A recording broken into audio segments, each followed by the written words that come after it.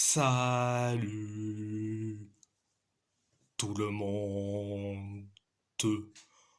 On va en parler sur tous les matchs du week-end. On va commencer par Galatasaray. Galatasaray a gagné face à Göztepe 2-1. Un but sur penalty de Victor Osimhen, un but de Younous Hadkoun. Pour les Chimbombes, un but, un but de Romulo pour Göztepe. Première période, bon, ça a été limité. Euh, 7 minutes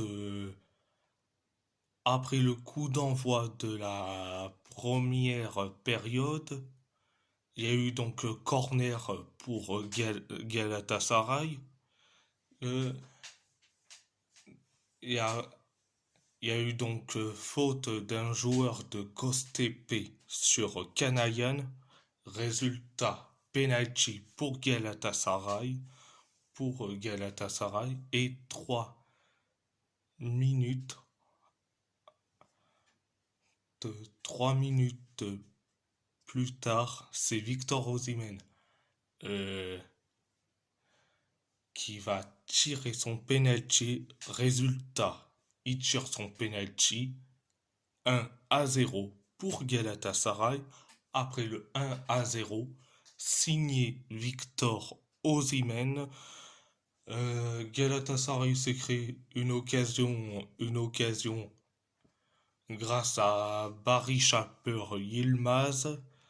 Et après, quelques minutes plus tard, on encaisse ce, le but de l'égalisation, un partout. Le but de Romulo, après le but de l'égalisation, un partout, signé Romulo. Galatasaray s'écrit quelques occasions, contrairement à Göztepe.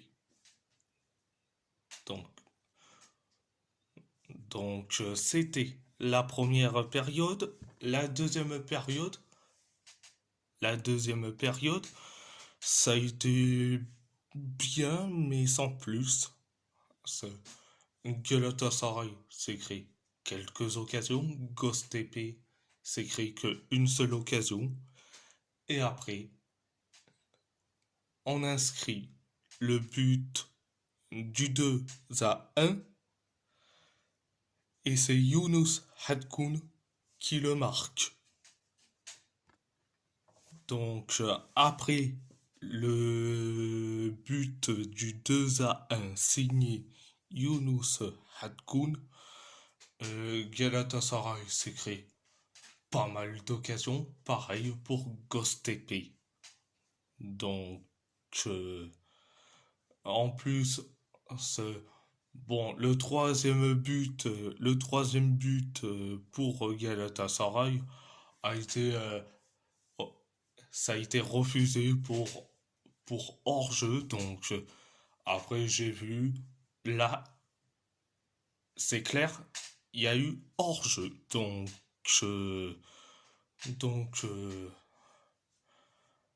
ça c'est pour en revenir. Donc Galatasaray s'écrit quelques occasions, pareil pour Göztepe. Donc c'était la deuxième période. À part ça, c'est tout. À part ça, c'est tout. Direction les 16e de finale de la Coupe du Roi. L'Athletic Bilbao a gagné au tir au but face au UD Logroñés. Il y a eu donc un match nul 0-0, mais victoire au tir au but 4-3.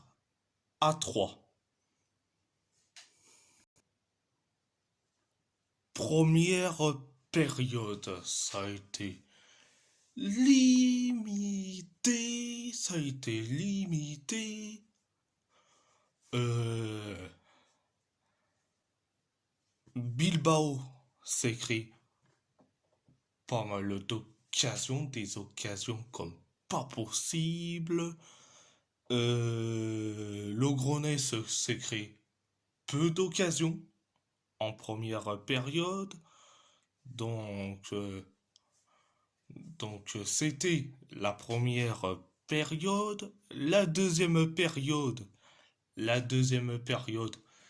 bon, Logroñés ne se crée pas d'occasion, mais ils ont décidé de bétonner, de parquer le bus. Mais Bilbao s'écrit des occasions comme pas possible, des occasions comme pas possible. Il y a eu plus d'occasions du côté de Bilbao que d'occasions du côté de Logroñés. Ce- En deuxième période. Donc, direction les prolongations. Première période, bon, c'était la deuxième période. Direction les prolongations. Première période de la prolongation, bon, Bilbao s'écrit pas mal d'occasions. Des occasions comme pas possible. Logroñés a décidé de pas créer des occasions. Eux, ils parquent le bus carrément. Donc, c'était la première période de la prolongation que je l'ai trouvé bien mais sans plus. La deuxième période de la prolongation, ça a été bien mais sans plus. On s'est créé pas mal d'occasions, des occasions comme pas possible. Logroñés s'est créé une seule occasion. Donc, c'était la deuxième période de la prolongation. Donc, direction les tirs au but. Alors, du côté de l'Athletic Bilbao, euh, les quatre qui ont réussi les tirs au but,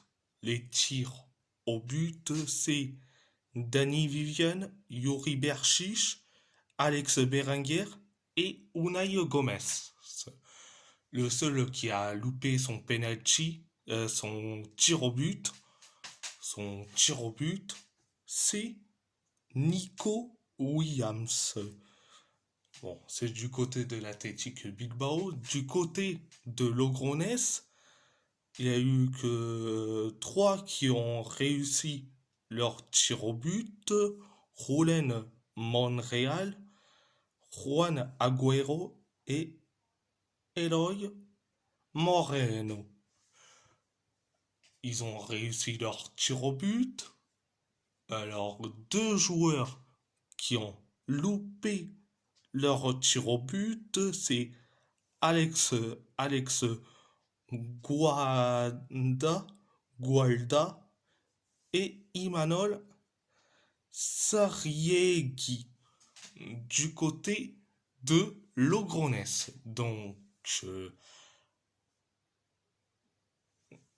Donc, Bilbao retrouve les huitièmes de finale. Donc, à part ça, À part ça, c'est tout. Direction le trophée des champions. Le PSG a gagné face à l'AS Monaco 1-0, un but d'Ousmane Dembélé. Donc, première période, ça a été limité, On s'est créé pas mal d'occasions, l'occasion de Kangili, de Dembélé, de Désiré Doué. Et bon, Monaco s'est créé des occasions, notamment l'occasion de Magnès à Cliouche, l'occasion de Minamino. Donc c'était la première période. La deuxième période, ça a été limité, mais à la fin, ça a été bien. Monaco s'est créé quelques occasions, notamment l'occasion des Yes Ben Seguir. Donc, bon, le PSG s'est créé quelques occasions, notamment les occasions d'Ashraf Hakimi. Et après, tu arrives dans le temps additionnel de la deuxième période. Et Ousmane Dembélé inscrit le but du 1-0.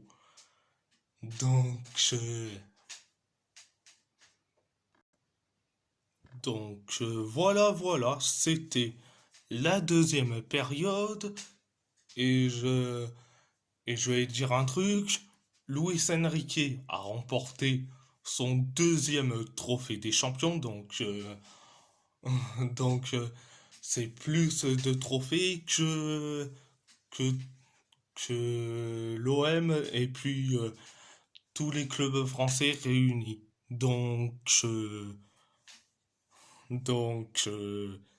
à part ça, c'est tout. On va parler de l'AS Roma.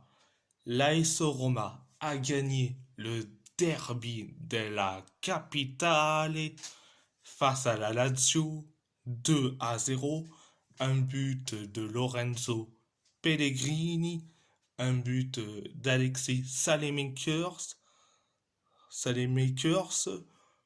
pour la Roma. La Roma, un carton rouge de Valentin Castellanos pour les Lazial. Première période, ça a été bien, mais bien, archi bien, ultra bien, archi bien. On s'est créé une occasion avec Manu Koné. Et donc, on s'est créé une occasion. Et après, quelques minutes plus tard, on inscrit le but du 1-0 grâce à Lorenzo Pellegrini, longtemps critiqué pour ses matchs catastrophiques, mais comme je dis, et Lorenzo Pellegrini,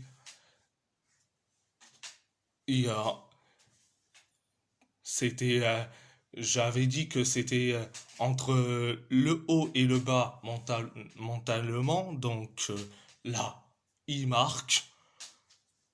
Résultat 1-0. Après le 1-0 signé Lorenzo Pellegrini, qui a fermé les bouches des haters. Donc,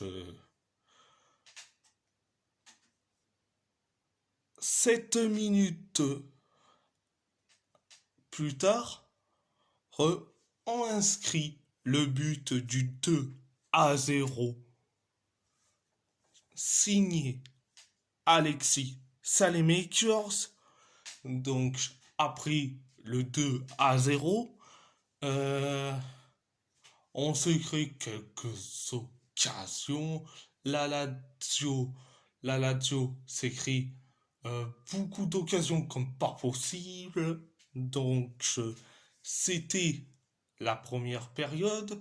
Mais la deuxième période, ça a été un peu limité, mais bien. Euh, la Lazio s'écrit pas mal d'occasions, des occasions comme pas possible. La Roma s'écrit pas mal d'occasions, des occasions comme pas possible. Mais il y a eu autant de bagarres comme pas possible, notamment en la bagarre Gendouzi contre Manu Koné, Gendouzi qui tient carrément euh, Paredes comme si c'était un vulgaire chien. Donc il y a eu il y a eu donc Mats Hulmes sur Valentin Castellanos, mais Castellanos s'est pris un carton rouge, mais bon, c'est bien fait pour lui.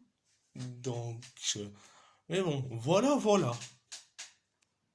Donc, c'était la deuxième période. À part ça, c'est tout. À part ça, c'est tout. On va parler de Wolverhampton. Wolverhampton a perdu face à Nottingham Forest 3-0. Euh, un but de Morgan Gibbs-White, un but de Chris Wood et un but de Tayo Awoniyi. Donc, première période, ça a été catastrophique. Catastrophique comme pas possible. 7 minutes, 7 minutes après le coup d'envoi de la première période, on encaisse le premier but. Le premier but, c'est le but de Morgan Gibbs-White.